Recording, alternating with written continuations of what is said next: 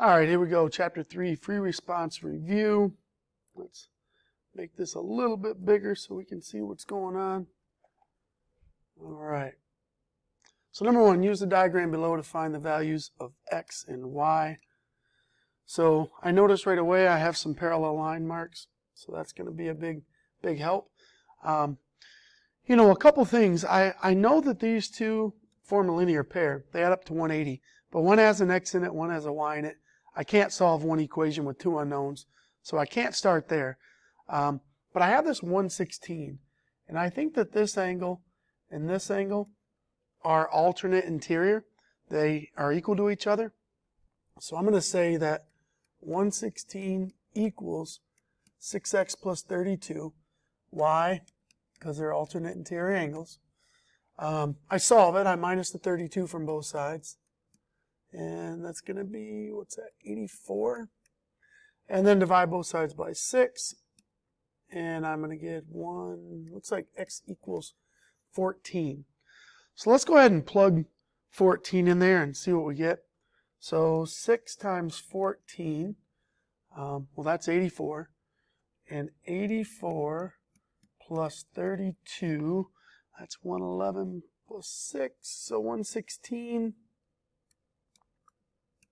Well, I guess I didn't need to plug it in. Heck, I already knew it was 116. I don't know why I did that. Well, if that's 116 and these two here form a linear pair, they add up to 180. So 180 subtract the 116 is 64 degrees. So I know that this equation has to come out to be 64 degrees. So I add 21 to both sides, and I'm going to get 5y equals 85. And divide, and 5 goes into 8 once, 3, 5, that's 7. Y is 17. So there's our answers. We got x is 14, y is 17. All right, moving on down. Number 2 says graph these lines. They have the coordinates. Find their slopes. And then we have some choices down here below, which I may have to shrink the screen a little bit so I can see the other answers. Let's just shrink it. There we go. All right, so you could graph them. I mean, we don't really have to graph them, but we could. But let's just kind of do slope right here. If I do change in y, change in x, so my change in y is going to be 7 subtract negative 6. And then my x's are 3 subtract negative 4. So that gives me 13 over 7. So I enter in my slope, 13/7, which I guess would be this option. Then for the CD part, I'll do this in red. For CD, my change in y is 3 minus 10. My change in x is 8 subtract negative 5. And that's really plus a negative. And this is plus a positive. So I have a slope of negative 7 over 13. So negative 7/13, which is going to be here. And now I have to analyze the slopes. Now I have to look at those two slopes. And they're definitely not the same, so they can't be parallel. Remember, to be perpendicular, they have to be opposite reciprocals. Well, one's positive and one's negative, so they're definitely opposites, and they are opposite flips of each other. So these two lines are definitely perpendicular. It's kind of a big theme throughout the chapter is parallel and perpendicular. A line passes through 2 points.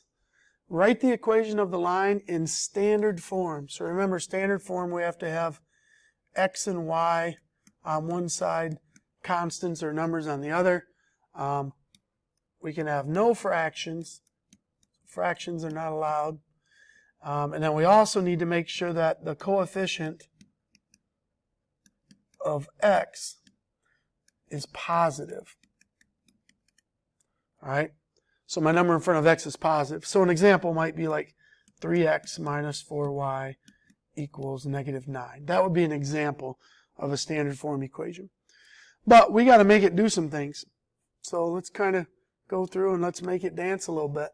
So I have an x, y, and it's a little bit small on my screen, so I'm going to make it a little bit bigger. But I have an x, I have a y, then I have another x and another y. And remember, to write the equation of any line, I always like to start in slope-intercept form. So I'm going to start off in a y equals mx plus b. And first thing I need is I got to get a slope. So I have 2 points. Let's get a slope here. So my change in y, I'm going to go -2, subtract a -5. And then my change in x is going to be 4 subtract -2. And working that out, I got plus a positive, which is 3, plus a positive, which is 6. So that reduces down to 1/2. So I have a starter equation. I have a y equals 1/2 x, but I don't know what b is. That's always the tough part. You don't know your y-intercept. So your move now is to substitute an x and a y into the equation. I like positive numbers, so I'm going to take this x, I'm going to plug it in right there. I'm going to take this y, I'm going to plug it in right here. So here we go. I got -2 equals 1/2 times the positive 4 plus b. All right, so let's clean this up.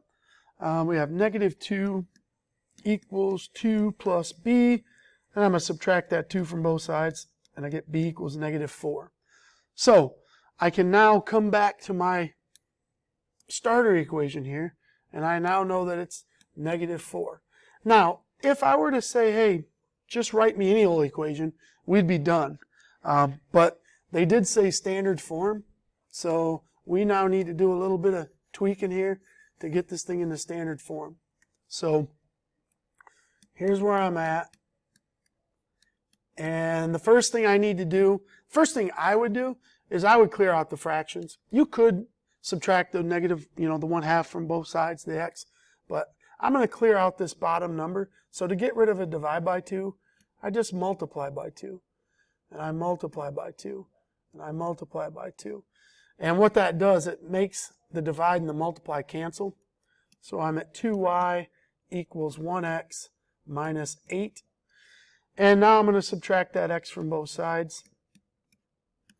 I'm going to have a -x, a positive 2y, a -8. And some people might think that this is okay. I'm kind of old school, so we're going to multiply by that -1, and we're going to change everybody's signs. And this should be the equation of a line that definitely goes through these 2 points. So we should be able to plug those points in there, and the equation should be true. Moving right along. Boom, boom, boom. So this is from 3.4. I know we struggled a little bit with this one on the quiz, but it says write an inequality, find all possible solutions. So that means there's going to be a greater than or less than symbol, because there's going to be a range that x can work in. So I'm looking at this, and we have a right triangle, and from this point to this line segment, the shortest distance is always the perpendicular line. So that 2x has to be smaller than this hypotenuse, or this line, this x plus 3. And now we're going to solve that, which goes pretty quick. I'm just going to subtract x from both sides. And I'm going to get x is less than 3. Now be careful. That's half the story. Because this basically says any number less than 3 will work. But that's not quite true. Because what about if x equals -1? What about that? Well, if I put x equals -1 in, I'm going to end up with a side length of -2. And no, you cannot have negative sides. That is not a physical object. I don't know of any building or triangle in the world that has a negative side length. So no, it's not allowed. So what you have to do is we have to kind of have another equation and say, hey, let's make sure 2x stays above 0. Well, this one's pretty easy when you divide both sides by 2. We just got to make sure x is bigger than 0. So x is less than 3, x is bigger than 0. The correct way to write that is x is trapped between 3 and 0, bigger than 0, smaller than 3. So that's how you're going to enter your compound inequality. Usually it's an issue whenever you get x is less than a number, you're always going to have to worry about that other side. If x is greater than, usually there's no problem because x is going to be big and the side's going to be big and you have no worries. All right, moving right along. Coming down here, assume the lines below are parallel. Find WYX. WYX. So the lines that they want to make parallel are these two. And we need to find W to Y to X. So we're actually looking for this angle right here. That's what we're after. How many degrees is that? Well, there's a lot of ways we could tackle this problem. Several. But I'm going to kind of just use a few different tricks. So I know that this angle 38 and this angle has to be 38 because they're vertical angles. So that's one theorem that I'm using back from chapter 1. Vertical angles are always congruent. The next thing I'm going to use is that I have a parallel line and I have another parallel line and then I have this transversal cutting through, which means that this 114 is a consecutive or a same side interior angle with W there. And so they need to add up to 180. So if I do 180, subtract 114, I'm going to get 66. First football number. Well, not my first football number, my high school football number. 66. So now to get the green one, I know that triangles, the sum of all the angles always has to add up to 180 in a triangle. So far we have 38 and we have 66 inside there, which means we're up at 104. So when I take away how much I have, it looks like we have, what's that, 76 degrees left right there. So the correct answer, 76 degrees. All right. The old V problem, we've seen quite a few of these before, so hopefully this is starting to become old hat to you. So I'm going to go fairly quickly. You make your own parallel line, and we're going to basically get a set of alternate interior angles here, and then a different set here. That's what we're kind of after. So let's start at the top. Vertical angles, 37, which alternate interior, I'm going to have a 37 there. On this one, I'm going to need to use the linear pair. I need to subtract from 180, and I'm going to get 32, which is going to make U32. And now I can use angle addition, add those two up, and we get a grand total of 69 degrees. Quick and painless. All right, what do we got here? So we have line A, line B, line C. We have some standard form equations. This is the difference between the honors and the regular class, is that I put more things in standard form. They show up on the SAT, so it is an important concept. It's a little bit tougher. So there's two ways. I want to show you two ways to do these. I don't know who's parallel or who's perpendicular until I analyze their slopes. Everything is told by the slope. That's key. It's fundamental. Now, one way to get the slope is to solve for y and put it in slope-intercept form. So I'm going to do that for line A. So for line A, to put that, line A is 2x plus, so this is A, it's 2x plus y equals 10.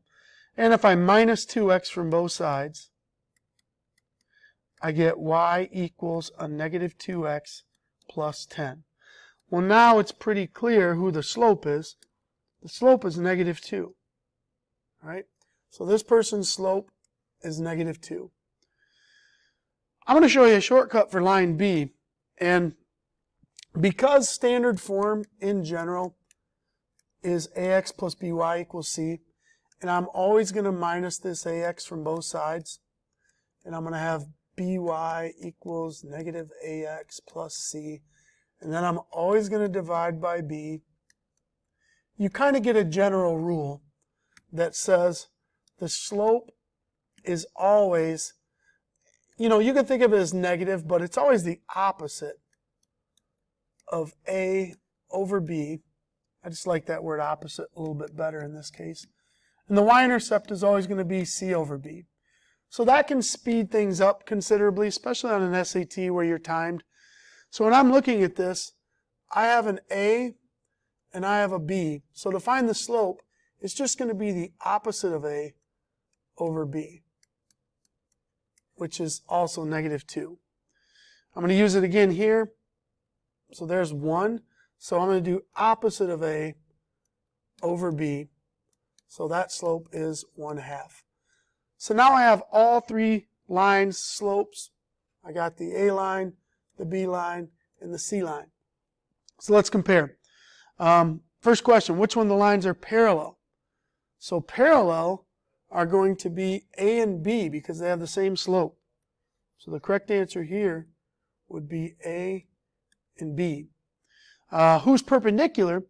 Well, perpendicular is opposite reciprocals, which would actually be A and C, and also B and C. And so I had to kind of eliminate an answer, so there weren't 2 right answers. So correct answer here is A and C. So that shortcut might help you out, save you some time. It's just kind of something nice to have in your toolbox. Final question here, really open-ended. It says, write 2 equations of 2 lines in standard form that are perpendicular. So you got to write your own. So this is a question I'll have to grade. When you submit this, this question won't be graded automatically. I'm going to have to go back in and look at them all because there's going to be tons of right answers. What I would do is, if I'm trying to make this happen, if you know that opposite A over B shortcut, you could kind of use that maybe. But I would probably write 2 equations in slope-intercept form and make their slopes be perpendicular. So for instance, let me just pick a first line. Y equals 3x plus 5. You know, the intercept means nothing. Everything that's important is right here. That's going to determine perpendicular. Well, if I want to be perpendicular, I need to make one with a slope that's an opposite reciprocal. So the opposite reciprocal for 3, remember perpendicular is that symbol, the opposite one for 3 is -1/3 x. The back number doesn't matter. It can be anything you want. I'm going to pick something small since I know I'm going to have to actually do some more work here in a minute. So I'll pick a number like 2. Well, so what you've done, you've wrote 2 equations that are perpendicular to each other, but they're not in standard form. So let's clean them up. So over here on this side, it's not going to take a whole lot of work. I'm going to minus 3x from both sides. So I'm going to have a -3x, positive y, equals 5. I do need to multiply everybody by a -1. So I'll have 3x minus y equals 5. So there's 1. I come over here, and the first thing I need to do is I could either clear it out by 3, I can multiply everybody by 3, or I could add the 1/3 x to the other side. I'm going to clear out the 3 just because I've been doing that before. So times by 3, times by 3, times by 3. These 2 3's go away. And I'm going to have 3y equals -x plus 6. And I'm going to add the x to both sides. Whoop, I want an equal sign there. And I think I have now come up with 2 equations that should be perpendicular to each other. Now, when I'm grading this question, I'm going to use the shortcut. I'm going to very quickly come over here and I'm going to say, okay, the opposite of A over B. And I'm going to come over here and I'm going to say the opposite of A over B. And I'm going to be like, yep, they're opposite reciprocals. So it's going to take me about 5 to 10 seconds to check this problem, and that's all I'm going to do. Now, if you just know that shortcut right away, you could make up your own, and you could say, hey, 4x plus 7y equals 9. Just make up whatever you want. and then make up another equation, and just, you're kind of thinking like, okay, opposite of A over B. So I need to write one that's 7 over 4. So you need to kind of come up with, so okay, I got to be 7 over 4. Do something like that. And now I've made sure that this opposite over this B is going to be the flip and the opposite of that guy. So hopefully you kind of see that little relationship there going on, and it'll help you out. All right, hopefully that's enough to get you ready for the test. Jot down anything you want. This test is open notes, so make sure you got all your notes ready and handy, because the test will be timed, but it'll be on 2 separate days. Multiple choice one day, free response the other. Good luck and see you.